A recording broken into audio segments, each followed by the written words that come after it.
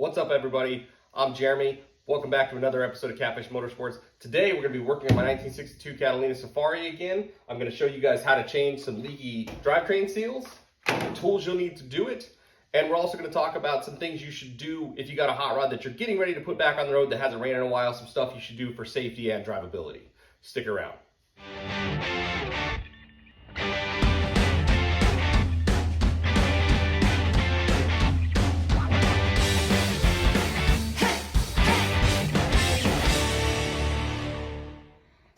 So if you were like me, that right there is going to look familiar.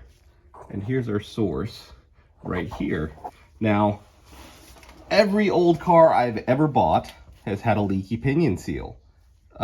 Sometimes two of them on the four-wheel drive cars I bought. You can actually even see, if you look over here, you can see where it's been slinging it onto the exhaust pipe on either side. And then we also, on this car, have a leak out of the tail housing of the transmission. So today we're going to change both of those seals, and especially on the rear end back here, this is going to be kind of a doing the wrong thing the right way, because this has a crush sleeve in it. So if you were doing this correctly, you would take it out, pull the axles out, reset up the pinion bearing with a new crush sleeve. That's really work intensive, and I'm just not going to do that. So I'm going to show you how to do it the way a lot of old timers do this, where you count the threads that you remove it and put it back in the same way, and then hopefully your rear end doesn't make any noise after. So on that note, it is kind of important to take note of what your rear end sounds like beforehand, and if when you put it back together it sounds different, then maybe you break down and go in and replace that crush sleeve. So here we can see up here leaking as well out of the transmission housing. We're also gonna solve a mystery here. This has been sketching me out for as long as I've had this car, and I've just been kind of ignoring it, but that is a lot of slip yoke exposed there.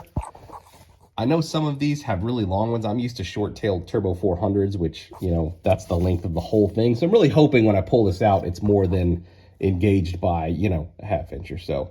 So this could be scary. We'll see. We'll pull it out, find out what it looks like. I don't even know what this is. Probably take this off too, because I can't see what this was supposed to be holding up. So the first thing that we're going to do here is remove the drive shaft. Don't actually know what size these are. Half.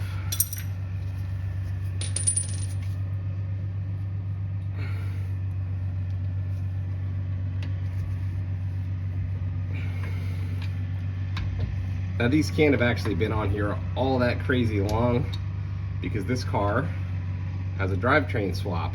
The rear end is original, but the transmission and engine are out of a probably mid-70s Oldsmobile. So this whole setup is not original, so it's not like these are gonna have been on there since, you know, the 60s. Which that's also why that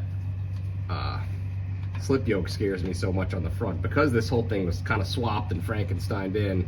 You just don't know what kind of corner somebody cut, and if it was me, I would probably just had a new drive shaft made. But this could have been the drive shaft out of the same probably station wagon that they pulled the engine and transmission out of.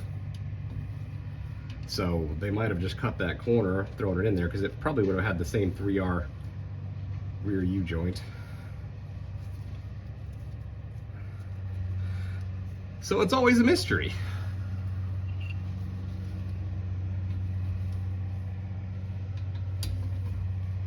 But we'll get this off and clean it up.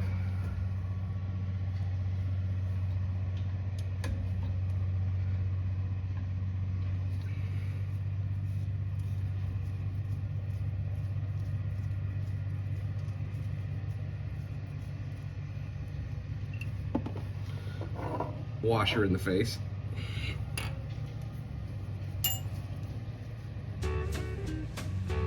That didn't have a washer on it. That's interesting.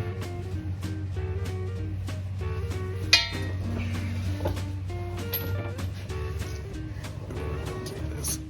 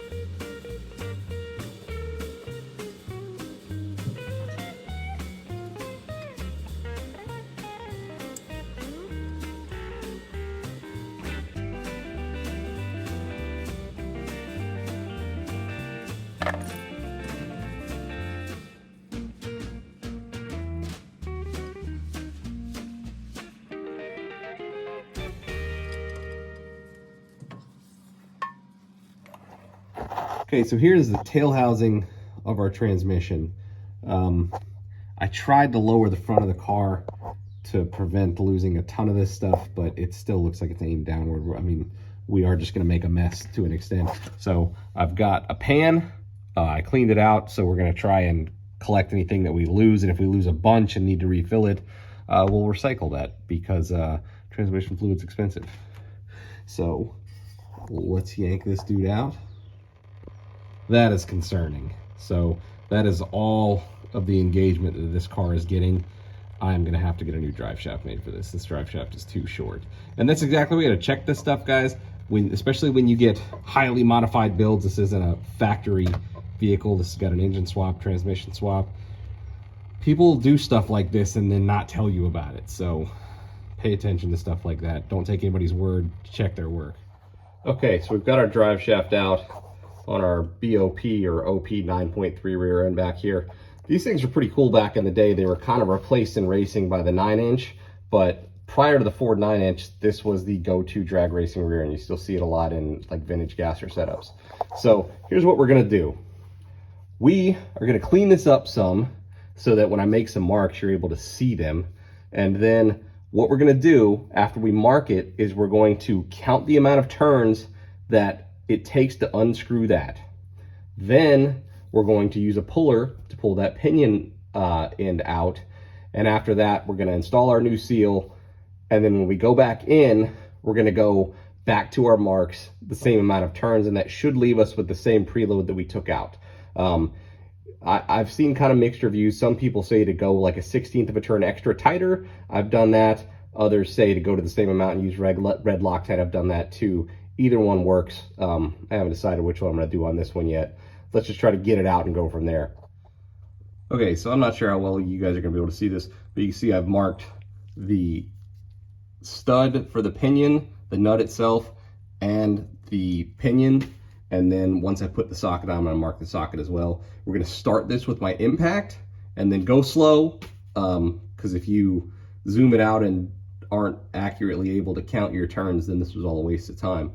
But we're gonna count their turns and then we're gonna yank the thing out.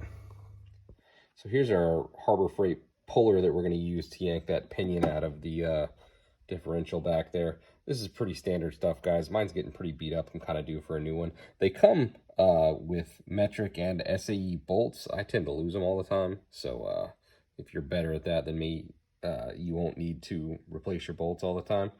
But not a whole lot to it. You know, these are setups that you can basically put them on pretty much anything you want to. You know, you're going to be able to make it work in one way or another. You'll see it when it's bolted up on the rear end down there. And then you can either use a ratchet or an impact to yank it out. They say you shouldn't use an impact, but most of us do it all the time. I mean, really, what's the point of buying cheap tools if I'm not going to use them against devised directions and break them and buy new ones anyway? Okay, so we got our nut off, a bit of a fight, but we got there. We're 11 turns total, and now we're going to use our puller to pull the pinion out. Sorry about that. So there we go. The old seal is out. We're going to spend some time cleaning. Whenever you do something like this, don't put back on dirty parts. You know, you took the time to do this. Clean it off, then install your new parts. So I'm going to spend some time cleaning this off camera, and then we'll come back and we'll install the whole thing basically the reverse of the way we took it out. Okay, so we're back in.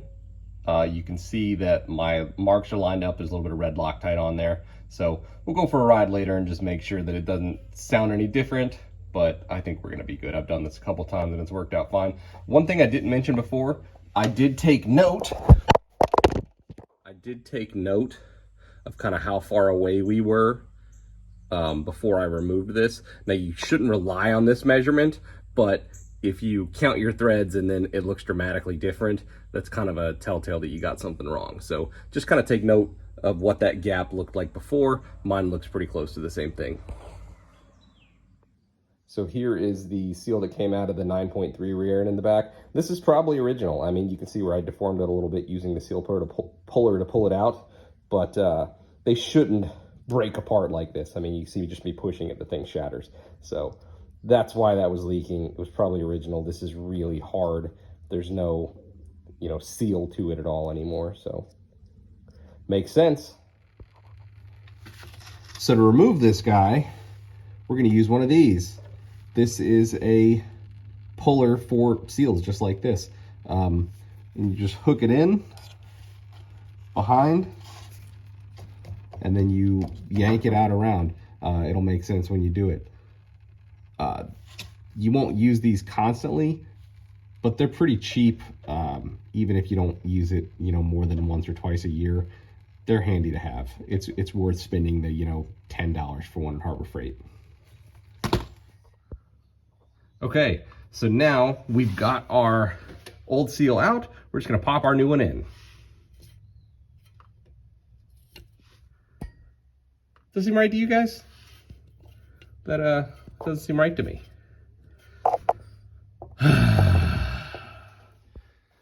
All right, so obviously that's the wrong seal. There's a lesson in here. Don't take for granted what somebody tells you was installed in the car. I was told that was a turbo 375. Made sense given what the engine is. Figured they were probably pulled out together. Those 375s were super common in Oldsmobile wagons from the 70s. That's clearly incorrect. That is actually a run-of-the-mill long-tail turbo 400, which is actually a good thing. Stronger transmission, more common parts, and I actually do have one of those in stock. But just because somebody tells you what something is, get under there and check it, especially before you spend any money, because I just wasted money because I put silicone on that already. So, no big deal, pretty cheap lesson, only about $4, but check what other people are saying. Even if they seem knowledgeable, people make mistakes. I'm sure I've told people incorrect information before. So double check for yourself, look at stuff closely, because a turbo 375 and a turbo 400 are kind of difficult to tell apart. They're almost one and the same, just got a different tail housing on them. But good and bad. Good, stronger transmission. Bad, wasted money. Okay, so here's our new correct turbo 400 seal driven in. You can find videos all over the place on how to drive these things in. They do make seal driver tool kits that come with a bunch of different sizes. I try not to use steel. Like, you can just use a big socket.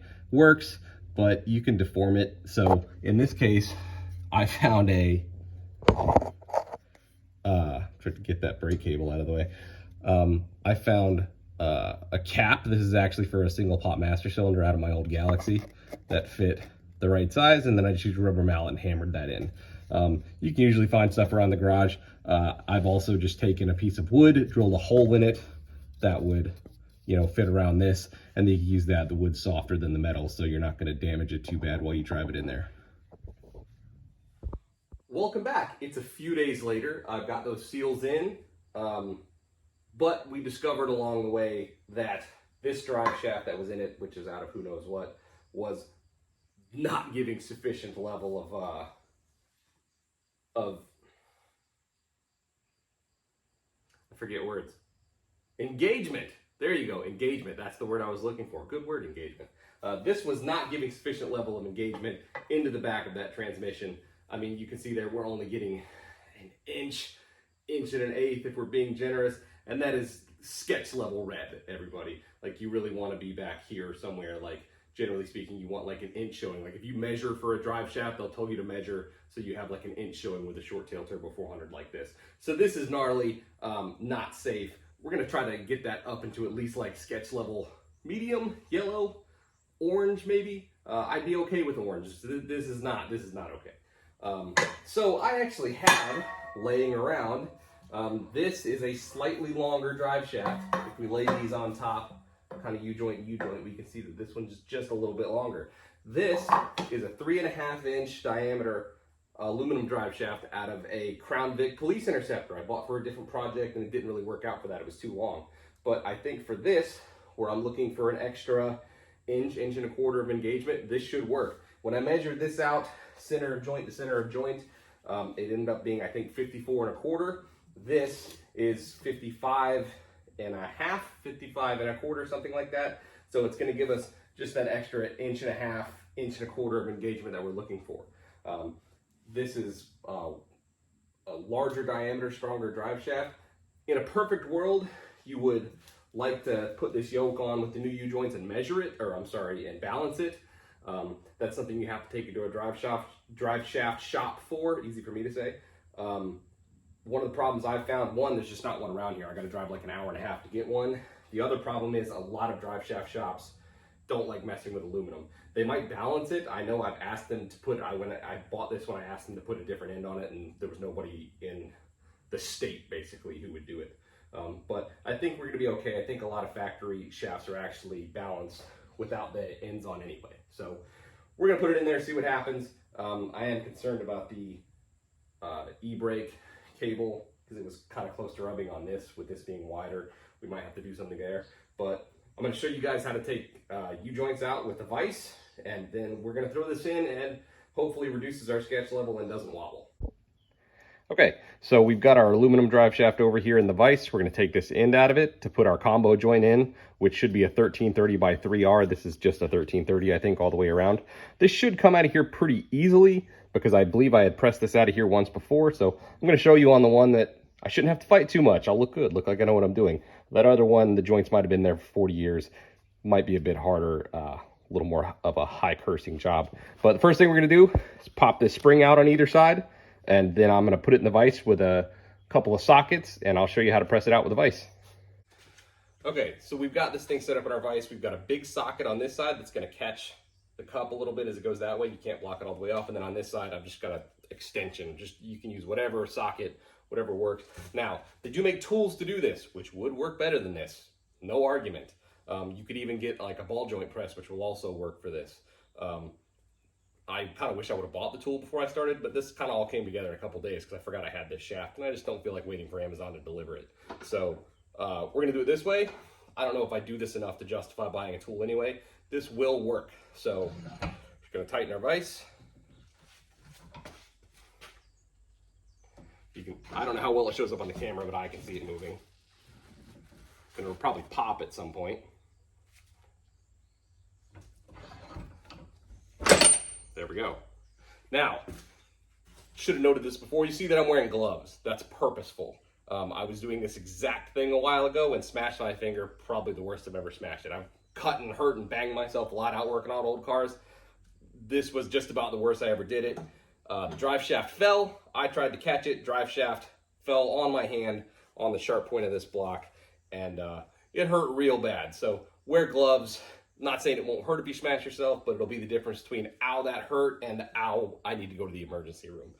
When I did it, I had a literal, very literal dent in my finger that lasted about a year. Lost the nail, all that stuff. It was a bad scene. So now that we've popped that one side loose, we can pull that joint off. So there's our cap off the one end. Now we're going to have to go back the other way. As you see, we can't get this out enough to pull off this end. So we're going to have to go back in a little bit. Get it lined up good. And then what I've actually done, rather than going back into the vise, hammer. Now we can take that end that we had.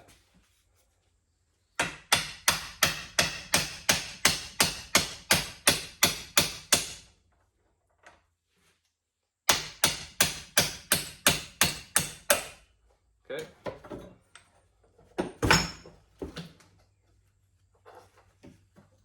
Pull off the other end.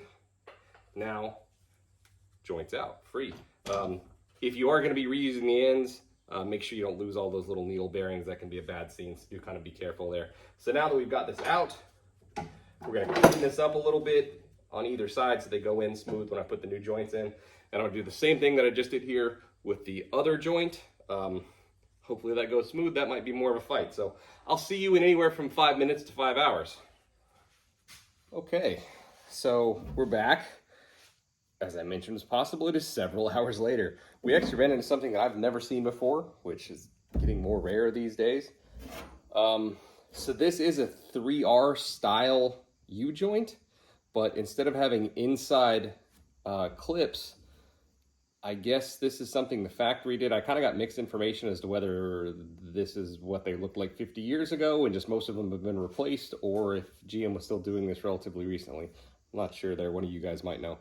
But instead of a clip, it's actually like injected molded fiberglass plastic that's put in here when they're put in.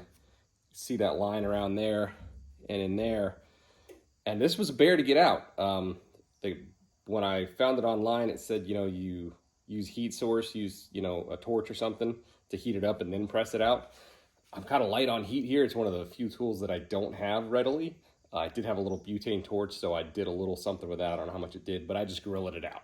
Put it in the vise and cranked on it with a pry bar. I thought I was going to tear the top off my workbench, but it eventually gave up the ghost. So now clean this up a little bit, and we can put this on a normal inside clip 3R U-joint, and we should be able to throw this in the car.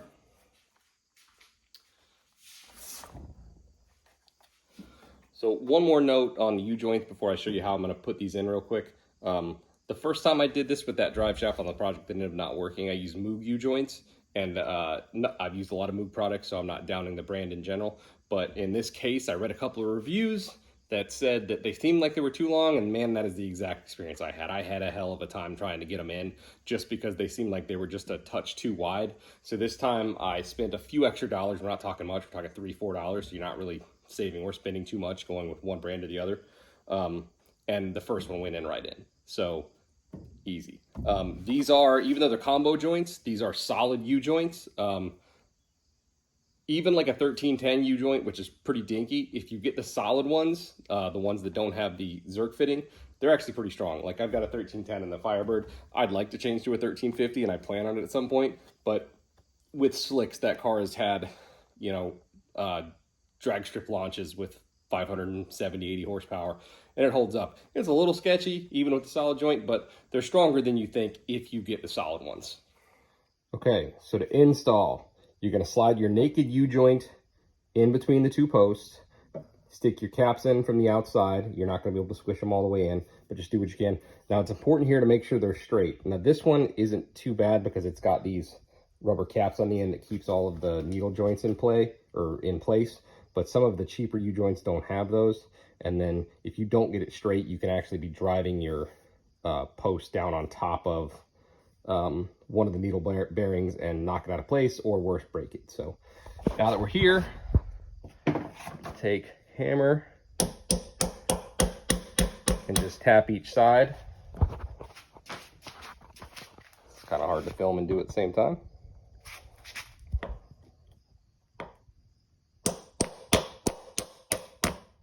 Lovely shot of my toes. Now that we're pretty close to flush, we're started. Now I'm going to slide over to the vise. Okay, so using the vise and this socket, which is small enough to go down inside this hole, I've driven it down to where you can see the little channel, and then I'm going to take a pair of pliers,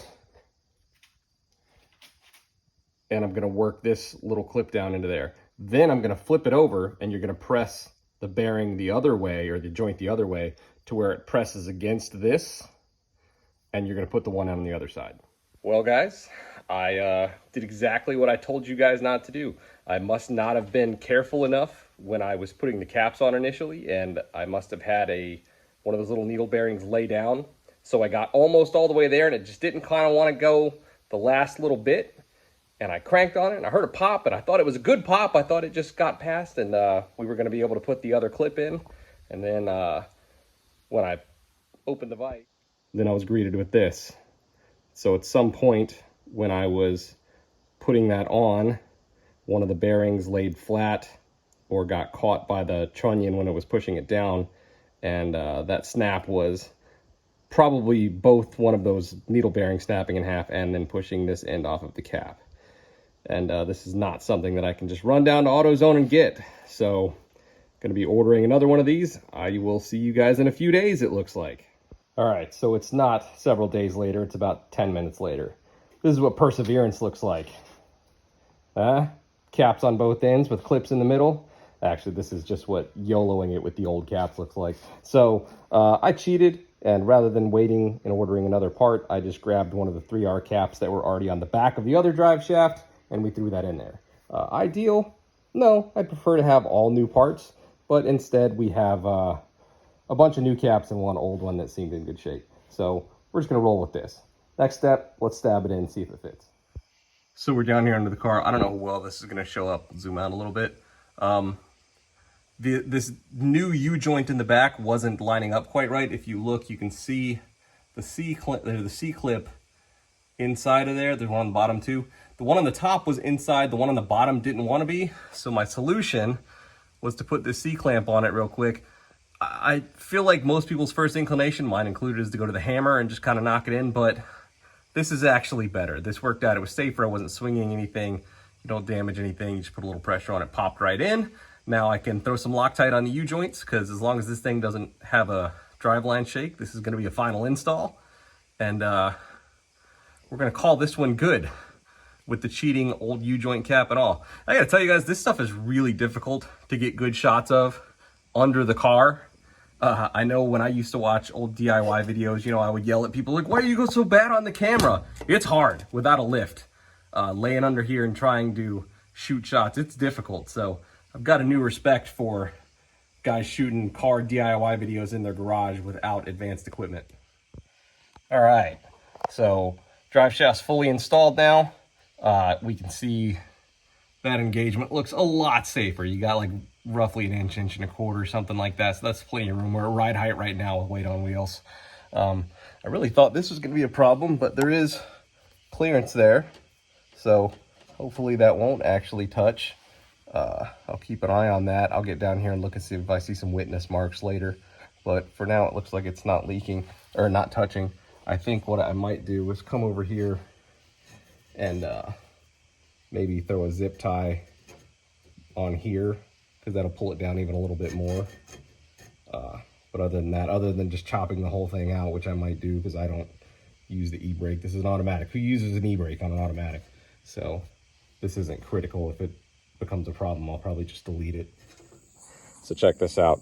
This old hood, while it looks decent, I mean, stuff like this, but we can clean that up. The top of the hood has come loose from the skeleton underneath. So we've got to get in there with some of the 3M stuff that they use as adhesive to glue it back up. So that's going to be on the to-do list. They're pretty proud of it price-wise, but it's a small price to pay to not have your hood oil canning when you're going down the road. So we got everything back installed. We're going to go on a test drive and see how it goes.